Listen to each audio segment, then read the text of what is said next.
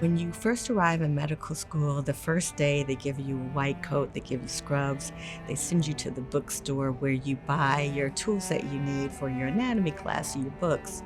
So I remember buying a leather case with 10 instruments for anatomy. And I went into my first anatomy class feeling super confident and ready and excited. And I look over at the next table in the next group of students, and one of those students had a father who was a surgeon. He had a tray with over 100 instruments. So I just looked at that and I thought, how can I ever compete? How can I be successful in this place when even from the start, I felt like I was starting from a place of lesser?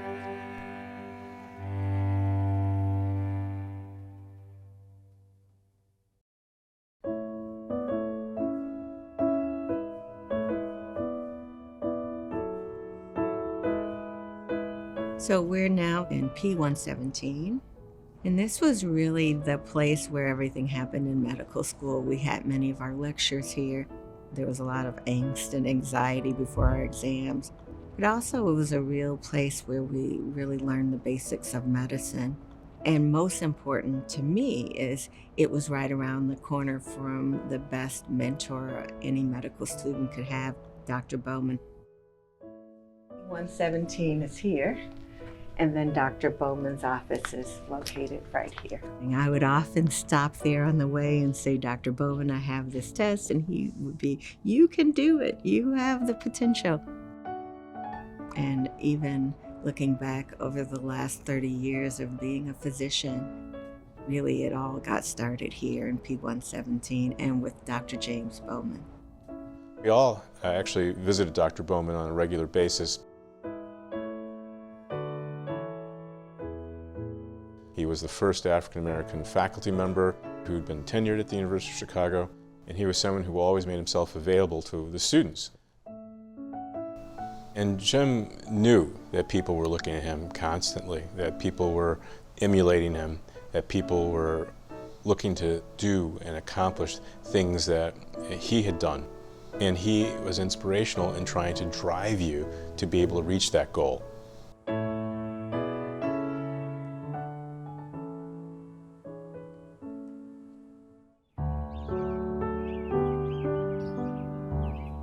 The discomfort from feeling like an outsider is excruciating.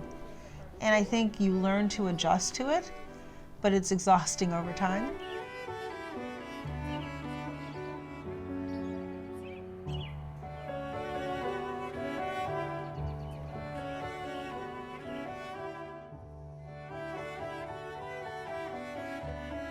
Often after school, I would walk down to my father's office, and I saw the respect that people in the hospital had for him.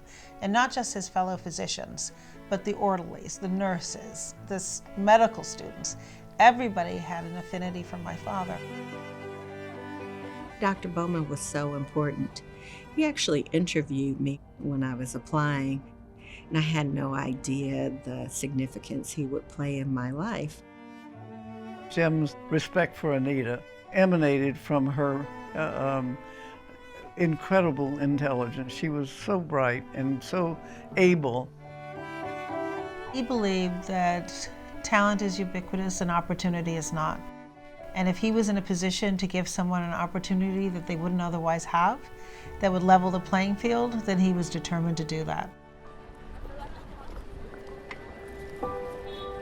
There's a very famous story that Dr. Bowman tells, which really sums it up perfectly, his experience at St. Luke's Hospital, now Rush, where he was the only African-American physician there. All of the blacks were required to enter the hospital through the back door. He refused and went through the front door, and from the first day onward, people would wait to go in with him. The nurses, the janitors, the technicians. And although he went in the front door and talked about the fact that he was not going to go in the back, he nevertheless could not eat in the hospital unless one of his friends took him as a guest. And so he took his peanut butter and jelly sandwich to work every day.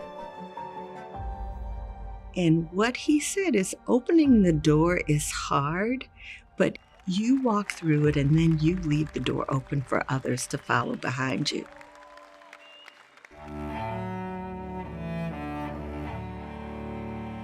I overheard some majority students saying something like they're only here because of affirmative action. And that made me feel so much like an outsider. Not only was I an outsider, but I wasn't welcomed here. And it was very hurtful.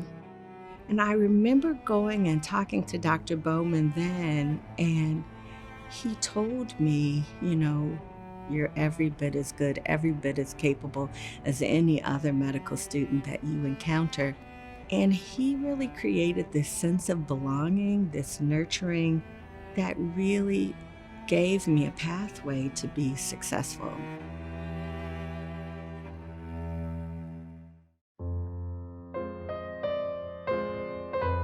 If you look at the primary service area of the south side of Chicago, it's about 90% Black.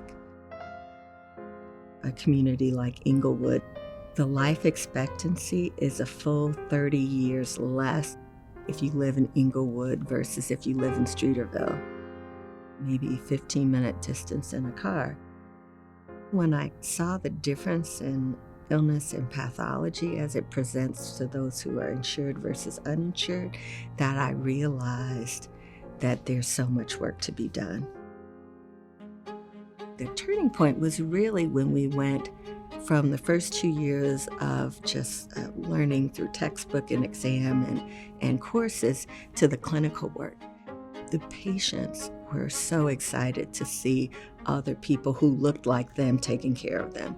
So that's where we felt like we really could shine beyond the average medical student, and where we really felt a sense of ourselves and the work that we were doing.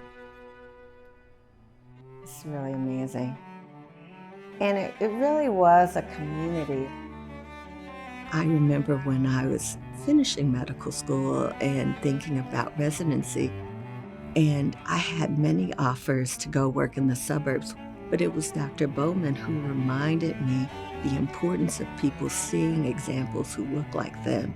So he was the key reason that I stayed on here and continued a career here at University of Chicago.